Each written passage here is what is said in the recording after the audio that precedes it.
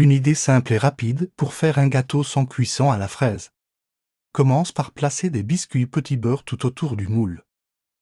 Bien droit et ciré pour former une jolie bordure.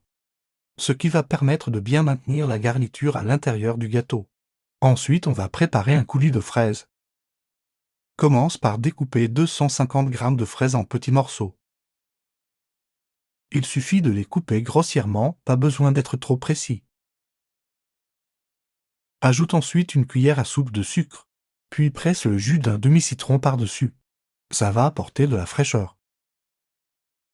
Mélange légèrement pour imprégner le tout. Puis recouvre avec du film alimentaire. Puis fais chauffer au micro-ondes pendant quelques minutes, juste assez pour attendrir les fruits.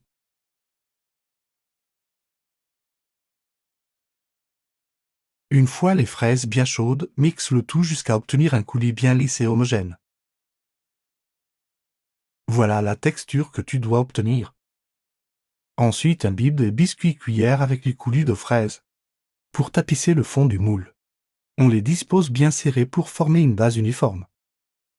Une fois le fond bien couvert, on peut passer à la crème. Pour cela, tu auras besoin de 250 g de mascarpone et 250 g de crème liquide bien froide.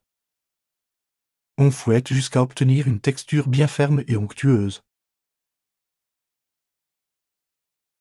Puis ajoute 100 g de chocolat blanc fondu tiède. Mélange assez rapidement avant que le chocolat n'ait le temps de figer. Ta chantilly mascarpone au chocolat blanc est prête. Ensuite, verse directement la moitié de la crème dans le fond du moule.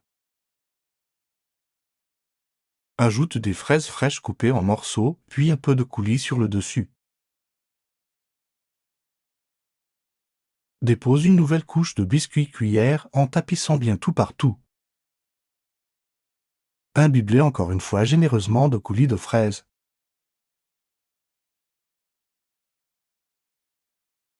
Puis ajoute le reste de la crème. Lisse bien le dessus. Voilà le résultat que tu dois obtenir.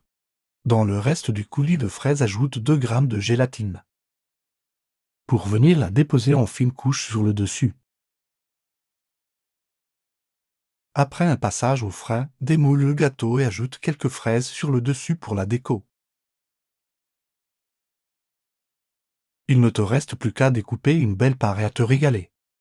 J'espère que la recette t'a plu, n'hésite pas à me le dire en commentaire. Et surtout, abonne-toi pour plus de recettes.